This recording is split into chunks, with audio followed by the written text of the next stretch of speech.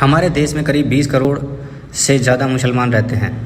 हिंदुओं के बाद दूसरे नंबर पर सबसे ज़्यादा मुस्लिम आबादी है यहाँ, और यह पूरी दुनिया का 10% है। लेकिन जिस धर्म का उदय हुआ अरब देशों में, वह धर्म भारत कैसे आया? ज़्यादातर लोगों को लगता है कि इस्लाम को लाने वाले भारी हमलावर थे जिन्होंने भारत पर हमला किया और यहाँ के मंदिर तोड़े। वहीं कुछ लोगों को लगता है कि भारत में इस्लाम लाने वाले लोग कोई हमलावर नहीं थे। तो सच क्या है? हिंदुस्तान में इस्लाम को लाने वाला कौन था? आज यही कहानी मैं आपको सुनाने वाला हूँ। जब हमारे देश में इस्लाम के इतिहास की बात होती है तो कई लोग उसे मुस्लिम आक्रमणकारियों से जोड़कर देखने लगते हैं।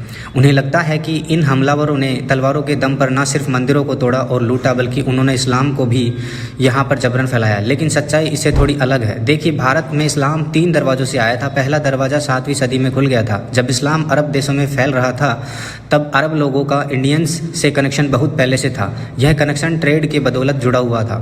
यह व्यापारी समुद्र के रास्ते भारत आते और यहाँ से मसाले और महंगे सामान खरीदकर उसे अरब देशों में बेच देते थे और भारत में खजूर बेचते थे। हिस्टोरियन ASG रोलियंस ने अपनी किताब ancient and medieval history of India में इसी ट्रेड का एग्जाम्पल देते हुए कहा है कि भारत में सबसे पहले इस्लाम जो लाए थे वो यही व्यापारी थे। जब इस्लाम में कन्वर्ट हुए, यानी कि अरब व्यापारियों को अपने साथ इस्लाम को लेकर भारत आए, आपको शायद यकीन ना हो, लेकिन आज के केरल के कोट गलर में देश की सबसे पुरानी मस्जिद बनी हुई है। इस मस्जिद को साल 1629 के आसपास चेरा डायनेस्टी के आखिरी राजा चेयरमैन पेरुमल ने बनवाया था। कहा जाता है कि मलिक दीनार नाम के एक इस्लामिक संत ने राजा को इस्लाम कबूल करवाया था। यानी कि पेरुमल ने यह कन्वर्जन तलवार के दम पर नहीं, बल्कि इस्लाम से प्रभावित होकर किया था। इस तरह से अरब लोगों ने यहाँ बसना शुरू किया और साउथ इंडिया में इस्लाम की शुरुआत हो गई। वैसे आपको बता दूँ कि एक टाइम तक पैगंबर मोहम्मद जिन्ना थे और इस्लाम को पूरी दुनिया में फैलाने का काम कर रहे थे। इसी तरह से 8वीं सदी लगातार मालाबार के इलाकों में अरब के मिशनरीज ने इस्लाम को फैलाया। इस काम में राजा ने खूब सपोर्ट किया। उन्होंने अपने राज्य में मस्जिद बनवाने की इजाज़त दी, इंटीरियर रिलीज, मैरिज की परिस्थिति, परमिशन और इस्लाम को फैलाने में इसने खूब मदद की। ठीक इसी तरह से जो हमारा लक्षद्वीप है, यहाँ पर भी इस्लाम साल 661 में पहुंचा। अब्दुल्ला नामक एक मुस्लिम संत ने यहाँ पर आए और उन्होंने इस्लाम की शिक्षा देनी शुरू की। यहीं पर अंधेरों नामक के एक आयरलैंड पर उनकी कब्र बनी हुई है, जो कि यहाँ पर काफ़ी पवित्र जगह मानी जाती है। हालांकि इसके अलावा भी कई और कहानियाँ कही जाती हैं जिसमें बताया जाता है कि सबसे पहले इस्लाम गुजरात के एरिया आया था। कहा जाता है कि गुजरात से 2 लोग इमाम मुदसिर के दरबार में गए और उनके इस्लाम की शिक्षाओं से प्रभावित होकर वहाँ पर उन्होंने इस्लाम को कबूल किया। फिर उसके बाद वह वापस गुजरात आए और यहाँ से इस्लाम उन्होंने गुजरात में फैलाना शुरू किया। लेकिन यह गुजरात की लोकल कहानियों का हिस्सा है, इसका कोई ठोस सबूत नहीं है। तो दोस्तों, यह तो पहला दरवाज़ा है इस्लाम के लाने का, जिसमें कि इस्लाम व्यापार के रास्ते भारत आया। लेकिन दूसरा रास्ता भी है। इस रास्ते में युद्ध था, कई मंदिरों का टूटना था और जबरन धर्म परिवर्तन था। यह दौर शुरू होता है 8वीं सदी की शुरुआत से। पैगंबर मोहम्मद की मौत को 1 सदी बीत गई थी। इस्लाम को फैलाने का जिम्मा अब उमैयद खलीफा के हाथों में था।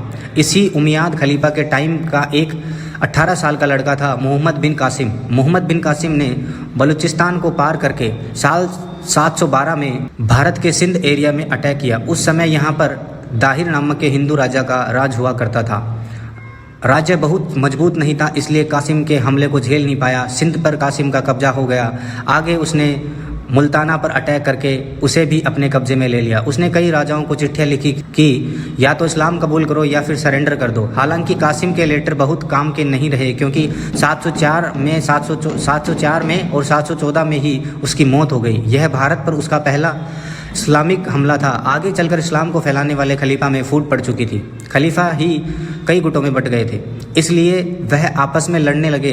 इसी दौरान भारत में इस्लाम हमले कुछ कम हुए, लेकिन एक बार फिर इन हमलों की शुरुआत होती है 11वीं सदी की शुरुआत में, जब मोहम्मद गजनवी भारत पर हमला करके यहाँ पर लूट करता है। और भारत को 11वीं सदी की शुरुआत में जब मोहम्मद गजनवी भारत पर हमला करके यहाँ पर लूट करता है और ख़ुद को बुद्ध शिकन बताता है, यानी कि वह इंसान जो मूर्तियों को तोड़ता है, उसे पेशावर करना और मथुरा जैसे एरियाज पर हमला किया। इसके साथ ही भारत के कई मंदिरों को तोड़ा, जिसमें शिव मंदिर, सोमनाथ मंदिर भी शामिल था। इस तरह से इन हमलावरों ने भारत में इस्लाम के दरवाजे खोल दिए। मोहम्मद गौरी ने भारत पर आक्रमण किया। जब 1991 में तराइन की लड़ाई हुई, उसमें भारत में दिल्ली को जीता, यूपी और बिहार के कई हिस्सों में अपने कंट्रोल में किया। इसी दौर में बख्शी बख्तियार खिलजी ने नालंदा यूनिवर्सिटी को आग के हवाले कर दिया था और जब मोहम्मद गौरी ने गुलाम वंश के कुतुबुद्दीन ऐबक को दिल्ली की गद्दी सौंपी तो फाइनली भारत में इस्लाम शासन की स्थापना हो गई।